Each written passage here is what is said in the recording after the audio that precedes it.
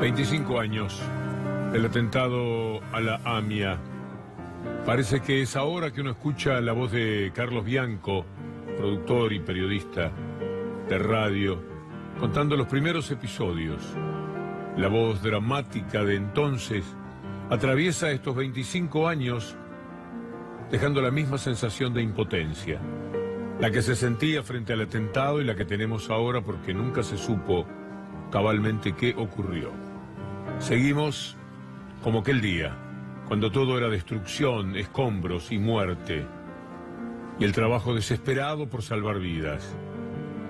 Hoy hubo un acto, como en tantas ocasiones, en la AMIA, con mucha gente, y con una presencia cada día más perturbadora de la cúpula de la AMIA y de la DAIA, hablando de Nisman, hablando de tal persona como si fuese un héroe, cuando las propias entidades judías dijeron que había sido un enorme inútil, hablando de la muerte de Nisman como si fuera un asesinato, cuando en realidad cualquier mente más o menos en estado de pensar sabe que fue un suicidio, como está harto demostrado, salvo para la delincuencial versión de Gendarmería a las órdenes del Grupo Clarín y de aquellos que quieren, por los intereses de la Embajada de Estados Unidos, de la Embajada de Israel, que las cosas sean de una sola manera, hacer una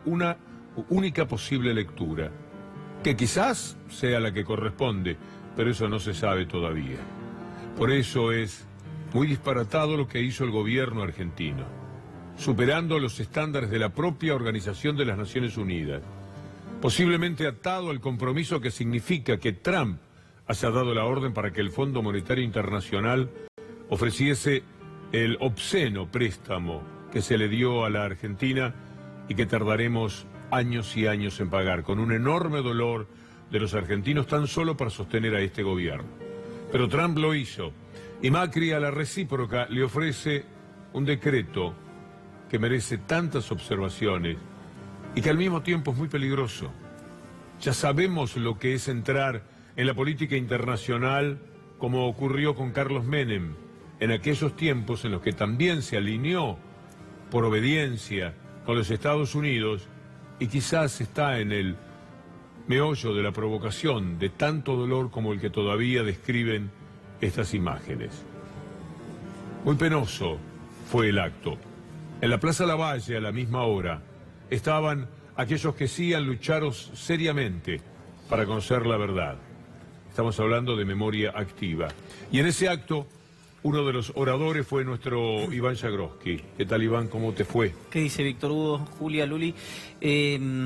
Bueno, primero que nada, el recorrido de lo que es Memoria Activa y de lo que representa Memoria Activa, hoy lo decíamos un poco en la plaza, y tiene que ver con dos ejes, me parece, o dos líneas de análisis. Una es que lo que ha recorrido los 25 años del atentado ha sido, y me parece casi hasta un acto de vergüenza para la sociedad argentina en su conjunto, que la palabra que atraviesa la causa es la impunidad. Me parece que en ese sentido, excepto lo que dijo Eichbaum en el acto oficial, yo discrepo respetuosamente. Creo que es impunidad la palabra que atraviesa la causa AMIA transversalmente. Creo que además de eso, si no hubiera sido por la presión, en el mejor de los sentidos, que ejercieron los familiares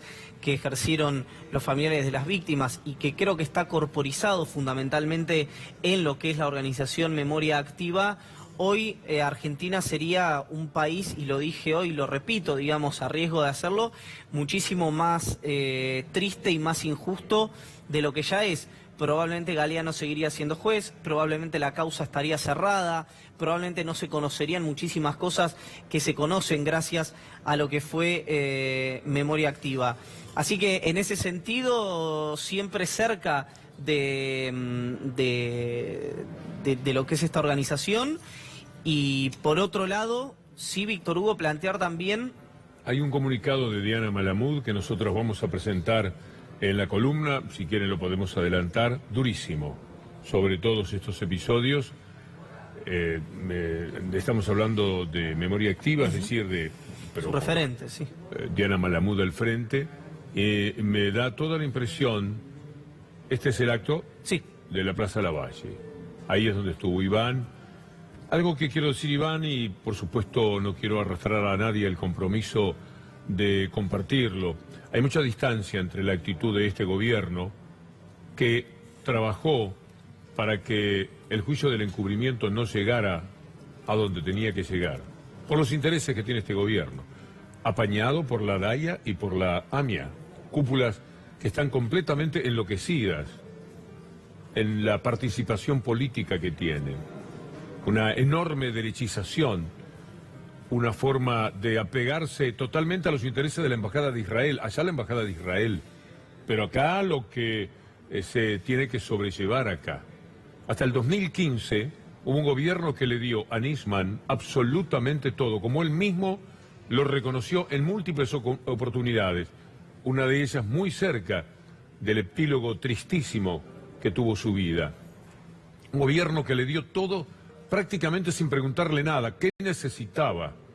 Expuesto ese gobierno, porque nada podía hacer metiéndose en la justicia, a que Nisman trabajara directamente para la Embajada de los Estados Unidos. Fuera una especie de funcionario de la Embajada, pero sostenido por el gobierno argentino. Le dieron millones y millones de pesos. Y todo el respaldo y cero intromisión. Nisman fue denunciado por memoria activa por incapaz.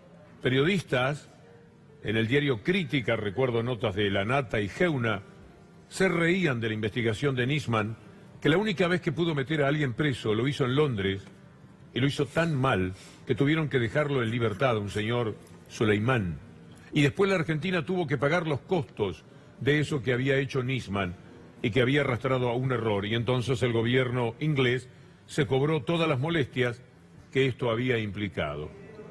Y luego, ese gobierno que había dado absolutamente todo, intentó también, para mí, una historia política que debió desatender en su momento, es decir, el memorándum con Irán, que solamente lo hirió, sirvió para que lo atacaran, para desprestigiarlo, y que nada aportó, más allá de la muy buena intención de que algo había que hacer. Habían pasado casi 20 años sin que nada se supiera del atentado de la AMIA, y pensaron en ese recurso que algunos compartieron, otros no, pero que era una posibilidad política de poner jueces argentinos a entrevistar a los potenciales criminales en el lugar donde viven.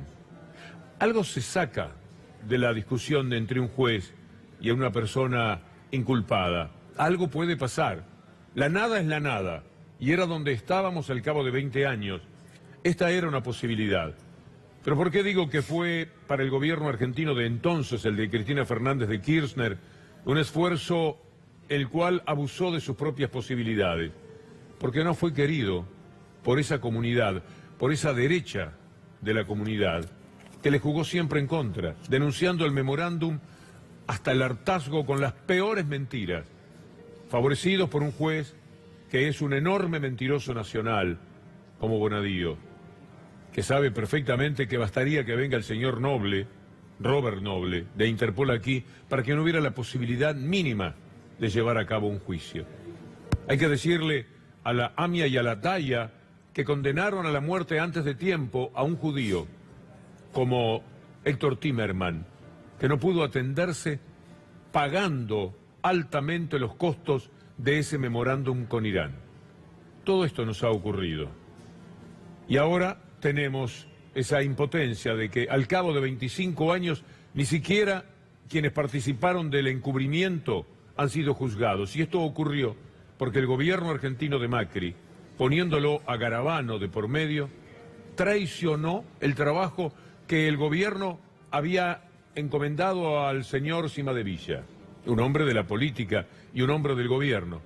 Y Cimadevilla actuó de la mejor manera, quizás lo más acertado que hizo en su carrera política. Y en el momento en que iba a ir con la querella, con sus abogados, el gobierno lo quitó. Lo quitó Garabano a las órdenes de Macri, para que nada se supiera. y pusieron otra querella, pusieron otros argumentos. Por eso en la columna le vamos a mostrar cómo fue que hoy Caravano no pudo responder, se tuvo que ir, cortar la comunicación, huir del contacto con nuestros colegas del Destape, cuando Ari Lijalad le estaba preguntando al respecto. Hubo intentos serios, formales, quizás equivocados o inútiles de parte del gobierno anterior. Hubo una inversión extraordinaria en millones y millones de pesos que Nisman dilapidó. Ahora lo que hubo con este gobierno, que ofrece este decreto contra Hezbolá declarándolo terrorista, lo único que hizo fue traicionar a la causa porque le salió al cruce a la posibilidad de que se supiese un poco más de la verdad sobre el encubrimiento del atentado.